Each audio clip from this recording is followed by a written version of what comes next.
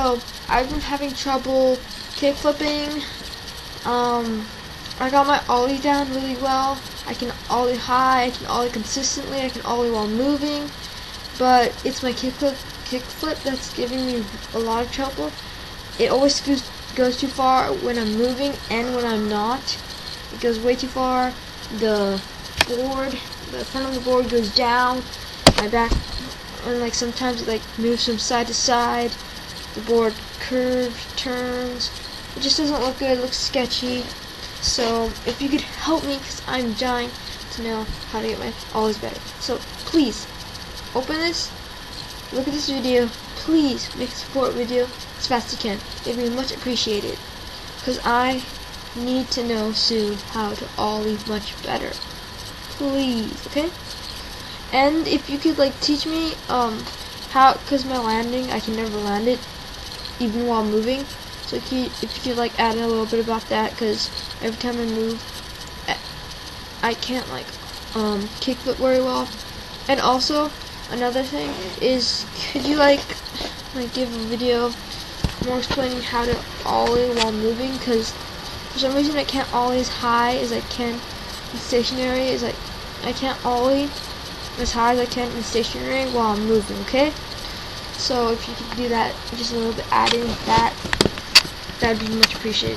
Thank you. Okay, great. So I'm sure you have seen this lineup before that I created, but this is the basic thing I want you to do. And I want you to actually go to that basics of riding step and do it a lot. Just ride around, ride around, ride around. Ride over cracks, around things, ride to school, ride to the store. Just ride everywhere. If you can ollie good while standing still, but you're having a hard time ollieing while moving, it's just because your balance and you haven't really gotten the basics of riding really down. Because if you have, that previous step of riding is already in, and then you can just ollie while riding because you're so good at riding and you're so good at ollies that ollie while riding is no problem at all. The other main point that I wanted to make a very big emphasis on doing the tricks in that exact order is because you're going straight from the ollie to the kickflip.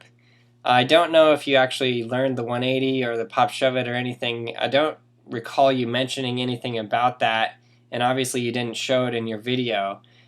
But yeah, that's a huge step, and that's going to be really hard for you to just go straight into kickflips like that. So just getting into your kickflips a little bit, you got to work on your flick. The flick is the main thing you need to work on, and that's the step that you could do right there. Just work on flicking your front foot up off the board and keeping your front foot above the board. You can practice jumping off with your back foot and keeping your front foot above the board. But yeah, you got to get that flick down because your front foot is going straight to the ground, which is the most common problem. And then once you got your front foot landing on the board, you can begin learning to land with your back foot on the board. And your back foot is going to be the foot that's actually going to catch that. I don't even want to cover the kickflip in too great of detail with you, because by looking at your video, I can tell that you have skipped way too many steps in between the ollie and the kickflip. So I highly recommend going back and just really getting the basics of riding down, and then learning to do your ollies while riding, which I don't think that will take you long at all. And then you can do frontside 180, backside 180, pop shove it, frontside shove it, and then you can get into kickflips. There is a hill flip in there too, but you can jump around that step if you'd like.